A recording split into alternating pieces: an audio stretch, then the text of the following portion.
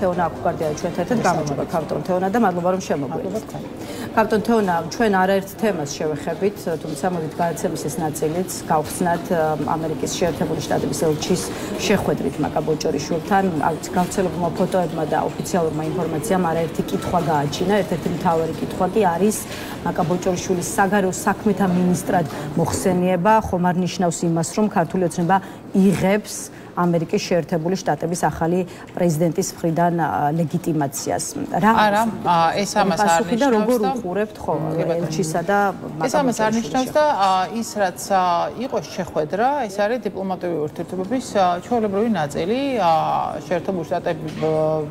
მუშაობს საქართველოში, ელჩი მუშაობს საქართველოში, შესაბამისად ის რომ კომუნიკაცია აქვს საგარეო საქმეთა სამინისტროსთან, ესეც ამ დიპლომატიური ურთიერთობის ნაწილია, მაგრამ ის რომ ლეგიტიმაცია არ აქვს ივანიშვილის არც მთავრობას, არც ეგრეთ წოდებულ პარლამენტს და არც მათ შორის ეგრეთ წოდებულ პრეზიდენტს, ეს არის ფაქტი და მით უფრო მაშინ, როდესაც ივანიშვილია თავად სანქცირებული შეერთებული შტატების მხრიდან, ისევე როგორც მაგნიტსკის აქტი არის გამდიდრებული იმ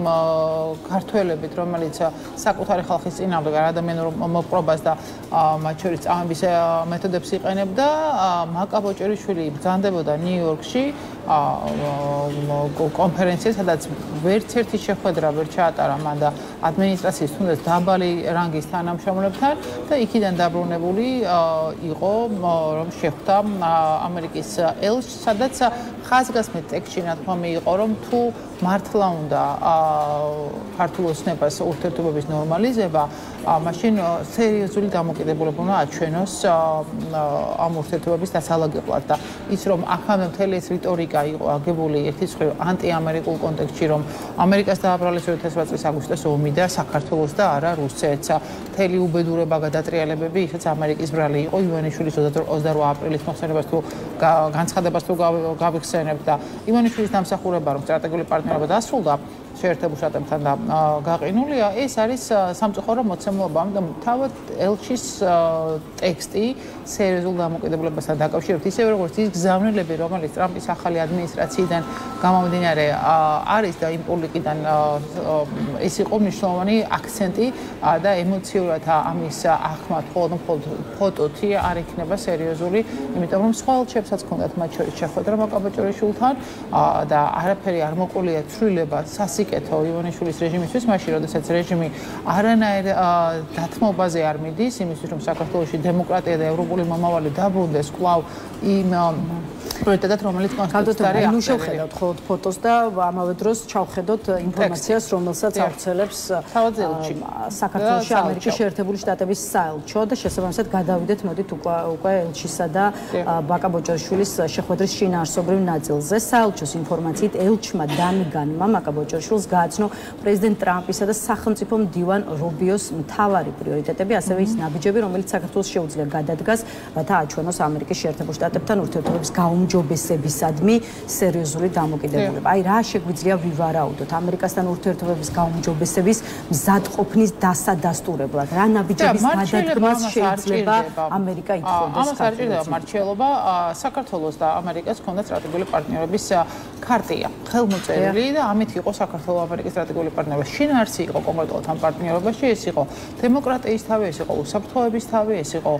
მათ შორის ეკონომიკის თავი და ამ მიმართულებით ყველაფრის საწინააღმდეგო წავიდა თავად ივანიშვილი, იქნებოდა ეს დემოკრატია, იქნებოდა ეს მათ შორის უსაფრთხოება, ქვეყნის ნატოში წევრობა, სადაც შეერთებულ შტატებს ჰქონდა მნიშვნელოვანი მხარდაჭერა განსაკუთრებით თავდაცვიანობის კუთხით და მათ შორის დემოკრატიის კუთხით და როდესაც თავად უარი თქვა ივანიშვილმა ამ ყველაფერზე, ეს იყო მთავარი მიზეზი, რის გამო სტრატეგიული პარტნიორობა შეჩერდა, ის 1000 გვარი შეთქმულების თეორიის დაბრალება შეერთებულ შტატებზე იქნებოდა ეს გადატრიალებების მოწყობა და ამერიკის კვალი აქ რაც აბსოლუტურად ყალბად იყო მოტანილი ან თუნდაც მათ შორის 2008 წლის აგვისტოს ომის ეპიზოდზე საუბარი ივანიშვილის ყოველას ახსოვს, სადაც რუსეთზე საერთოდ არ ისაუბრა და ისაუბრა საქართველოს ბრალეულობაზე და მათ შორის პარტნიორი ქვეყნების გარკვეულ წვლილზე ამ კუთხით და ამიტომ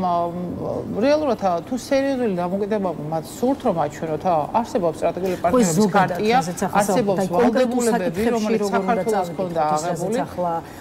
თქვენ საუბრობთ, ახალი არჩევნები,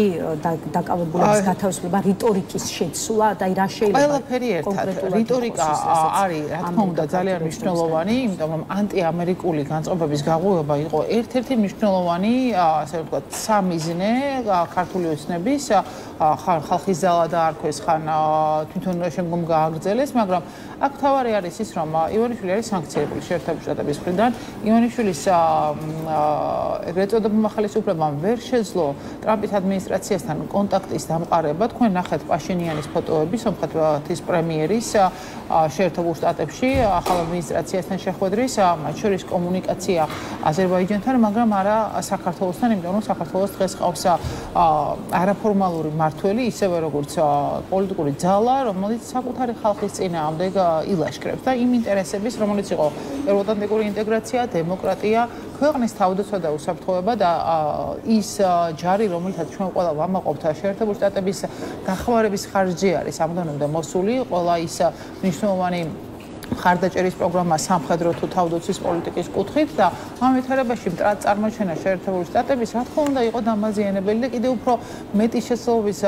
მიმცემი რუსეთისთვის, რომელიც საქართველოს სუვერენიტეტს მუდმივად არღვევს და ამერიკა, რომელსაც აქვს საბიუჯეტო კანონი მიღებული, რითიც ადგენს, რომ ნებისმიერი ის ქვეყანა, რომელიც აღიარებს ოკუპირებული ტერიტორიების ეგრეთ წოდებული დამოუკიდებლობას, ცენს ვერ მიიღებს ამერიკის მთავრობისგან, ეს იყო ყველაზე დიდი მხარდაჭერა საქართველოს სუვერენიტეტის და ტერიტორიული მთლიანობის და აი ახლა აი ამ პირობებში კიდევ უფრო მეტი მოთხოვნებით არის რუსეთი წამოსული ივანიშვილის ბოდიშს იყენებს იმისთვის, რომ დამატებით მოითხოვოს ჟენევაში, რომ აღიაროს ოკუპირებული აფხაზეთის და ცხინვალის დამოუკიდებლობა და აგერ საუბარია იმაზე, რომ მიმდინარეობს მუშაობა ფარცხალაძის მიერ, რომელიც ფაქტობრივად ივანიშვილის და რუსეთის სპეცსამსახურების კაცია და ახლა უკვე კომუნისტიც გამხდარა, გარდა იმისა, რომ რომანოვი გახდა, გვარი შეიცვალა იმისთვის, რომ დიპლომატიური ურთიერთობები აღდგეს და მათ შორის აფხაზეთის რკინიგზა და ერთ შეიძლება ინფორმაცია გაავრცელოს და პირველმა და არ იყოს მართალი, აი ესე ერთის მხრივ რო შევხედოთ, მაგრამ აფხაზეთის რკინიგზაზე ყოველას გვახსოვს ბიძინა ივანიშვილის ხელისუფლებაში მოსვლიდან მოყოლებული პოზიცია, რომ რკინიგზის გახსნასთან დაკავშირებით მუშაობა უნდა დაწყებულიყო, მაგრამ ორი თემა აქვს ძალიან მნიშვნელოვანი. ერთი არის პოლიტიკური სტატუსი აფხაზეთის, რომელიც არის საქართველოს ნაწილი და რუსეთი მას დამოუკიდებელს ეძახის საქართველოს ტერიტორიული მთლიანობის წინააღმდეგ და მეორე არის ეკონომიკური განზომილება, ხო? ერთადერთი ვისაც სჭირდება დღეს სამხრეთ კავკასიის დერეფნის გამოყენება, სათავეში ეს არის რუსეთი და ეს რკინიგზა ამ კონტექსტისთვის მისთვის მნიშვნელოვანია, მაგრამ პოლიტიკური მგენელი კიდევ უფრო მნიშვნელოვანია. ჩვენ მარტო იზოლირებულად დასავლეთისგან ტერიტორიული მთლიანობის დაცვას და თუნდაც არაღიარების პოლიტიკის დაცვას ესე ძალიან გაგვიჭირდება, რომ შევძლოთ და ის რომ მხოლოდ ჟენევაში დაგმო ქართულმა ოცნებამ პირდაპირ ფრენების აღდგენა ოკუპირებულ აფხაზეთში სოხუმის აეროპორტი, რომელიც რუსეთს გადაეცა 2023 წელს და ქართულმა ოცნებამ რეაგირება არ განახორციელა, მიხედვით იმისა, რომ რეზოლუცია მქონდა ამაზე დაინიცირებული, ოჩემშირეში სამხედრო ფლოტის გახსნა და ამაზე რეაგირების არ ქონა. და ახლა ვხედავთ, რომ რუსეთი კიდევ უფრო მეტ მოთხოვნებს აყენებს საქართველოზე და კიდევ უფრო სუსტები ვართ, როგორც ქვეყანა იმისთვის, რომ დაუპირისპირდეთ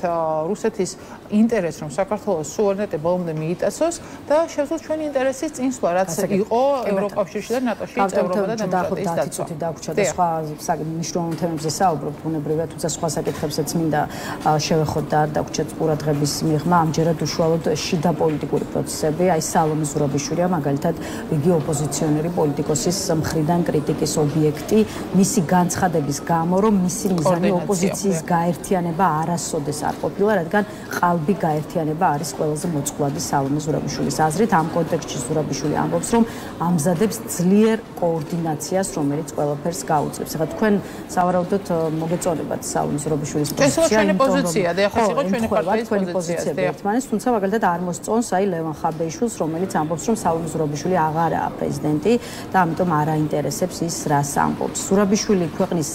ერთადერთ ლეგიტიმურ პრეზიდენტად, არ ვიცი, მათ შორის ოპოზიციამ გამოაცხადეთ, ხო? შესაბამისად, ახლა ვხედავთ თუ არა თავად ოპოზიციაში მისი უარყოფის მცდელობას და აქვე შევაფასოთ, რას ნიშნავს ეს. მე მგონი ძალიან კარგად ჩანს, რატომ აირია მონასტერი და არ ვიცი, პოლიტიკურ სპექტრში საკმაოდ სერიოზული პრობლემები გაქვთ. პრობლემები არის პოლიტიკურ სპექტრში, მაგრამ კიდევ ერთხელ ვიმეორებ, რომ მიუხედავად წარსულისა, მიუხედავად ამ პრობლემებისა, რა არის სახალხო პროტესტის მთავარი მიზანი, ხო, რის გამოც 100-ზე მეტი დღეა ქართული ხალხი აპროტესტებს მთლიან საქართველოს მასშტაბით. ეს არის პოლიტიკური კრიზისის დაძლევა ახალი საპარლამენტო არჩევნების გზით, ისევე როგორც პოლიტიკური პატრონების გათავისუფლება. ბუნებრივია, უამრავი წინააღმდეგობა და განსხვავება არის ჩვენს პოლიტიკურ ძალასა და ნაციონალურ მოძრაობას შორის, ისევე როგორც სხვა მათ შორის ახლოს ყოფი ნაციონალურ მოძრაობასთან პოლიტიკური ძალების, მაგრამ როდესაც სახალხო პროტესტზე ვლაპარაკობთ, რომ ზეპარტიული საკითხია ეს ყველაფერი და მიზანი, რაც არის ახალი არჩევნები, ამ ახალი არჩევნების მიზნით კოორდინაცია არის მნიშვნელოვანი. ქალბატონმა ზურაბიშვილმა დაიწყო კომუნიკაცია არა მხოლოდ პროტესტულ პარტიებთან, მათ შორის იმათთან, ვისაც არჩევნებში მონაწილეობა არ მიუღია ან ბარიერი ვერ გადალახა, არამედ მათ შორის იმ სამოქალაქო სექტორთან, რომელიც აი ამ საპროტესტო მუხტში მნიშვნელოვანი ძალის შემქმნელია და ვითარებაში, როდესაც კოორდინაციაზეა საუბარი არ მხოლოდ პოლიტიკურ სპექტრთან, არამედ მათ შორის სამოქალაქო საზოგადოებასთან და აქტივისტებთან, რა თქმა უნდა, ეს არის მნიშვნელოვანი შესაძლებლობა იმისთვის, რომ მიზანს მივაღწიოთ და როდესაც დაიწყება ხოლმე ერთიანობაზე საუბარი, შემდგომ დაიწყებენ თავდასხმას უკვე პოლიტიკურ პარტიებსა თუ პოლიტიკურ სუბიექტების მისამართით, რაც კიდევ ერთხელ აჩვენებს ამ ერთობის რაღაცა ეფემერულობას და შეუძლებლობას და ერთობა მართლა და მართლა ხო არ არის რაღაცა ზოგადად ესეთი კარგი სიტყვა, რომელიც გერბზე გვაქვს დატანილი, ხო? აქ საუბარია კოორდინაციაზე და ძალისხმევის ერთობაზე და არა პარტიების გაერთიანებაზე და კიდევ ერთხელ ვიტყვი, რომ თუ ვინმე შესაძლებლობა აქვს გაერთიანების, გაერთიანდნენ გვაჩვენონ მაგალითი, ესეც ხომ არ ხდება რა, ამიტომ რაც რეალურად შესაძლებელია დღეს, ეს არის კოორდინაცია საერთო მიზნისთვის, საერთო ინტერესისთვის. და ეს ინტერესი არა რომელიმე პოლიტიკური პარტიის, არამედ სახალხო პროტესტის მიზანია. ერთპარტიულობა არ არის საქართველოში წარმატებული მაგალითი, ჩვენ ეს მეხეთ როგორც ნაციონალური მოძრაობის მაგალითი, ასევე ქართული ოცნების, რომელიც საბოლოოში მართლა ქართულ კოშმარად იქცა. აი თინა ბოკუჩავას ინიციატივა, იდეა, ასე ვთქვათ, პოზიცია, რომ ღიად დასახელდნენ ის ლიდერები და პარტიები, რომლებიც ერთიანი ცენტრის შექმნას ეწინააღმდეგებიან. ძალიან კარგად იციან, ძალიან კარგად იციან ყველამ, ძალიან კარგად იციან ყველამ მიზეზები. საერთოდ ჩვენი პარტიის პოზიცია ყოველთვის იყო ის, რომ ზეპარტიულ საკითხზე ქვეყნის ინტერესზე, ქვეყნის ევროპულ გზაზე დაბრუნების გზაზე მნიშვნელოვანია ის, რომ რაღაცა უკან გადავდოთ ბევრი რამ მიუხედავად იმისა, რომ საპასუხოც გვაქვს და არანაკლები შეგვიძლია, ასე რომ ვთქვათ, ვისაუბროთ მათ შორის წარსულზე, მაგრამ ყოველთვის თავდასხმის ობიექტები ხვდებით ხოლმე სხვადასხვა მიზეზის გამო და ესეც გარკვეულად მაჩვენებელია იმის, რომ არის ბევრი განმასხვავებელი ფაქტორი, მათ შორის ჩვენი მხრიდანაც, რის გამოც ეს რაღაცა ეფემერული ერთიანობა წარმოუდგენელია, მაგრამ როდესაც საუბრობენ ისინი ერთიანობაზე, საუბრობენ იმავდროულად კოორდინაციაზე. რას ნიშნავს კოორდინაცია? ხო, გავერთიანდეთ კოორდინაციის გზით თავარ მიზანზე. გვჭირდება ახალი საპარლამენტო არჩევნების პოლიტიკური კრიზისის დასაძლევად. რა თქმა უნდა, გვჭირდება და ეს არის სახალხო პროტესტის მოთხოვნა. გვჭირდება ქვეყნის ევროპულ გზაზე დაბრუნება. რა თქმა უნდა, გვჭირდება ის შესაძლებლობები, რომელიც ახლა არის გაჩენილი ევროპის მხრიდან. ამის გამოუყენებლობა არის დანაშაული ისტორიის წინაშე. ამიტომ ეს ბრალდებები ძალიან სამწუხაროა, ძალიან აზიანებს საერთო საქმეს. სიმართლე გითხრათ, მით უფრო მაშინ, როდესაც არაერთი ბრალდება არ დადასტურებულა საბოლოო ჯამში და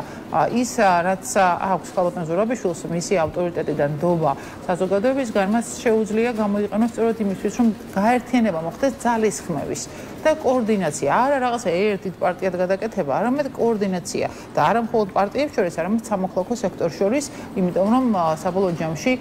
ძალა ერთობაშია ჩვენი გერბის დევიზი, სწორედ ამაში მდგომარეობს და არა ერთ სუბიექტად გაერთიანებაში. ქალბატონა, კიდევ ერთ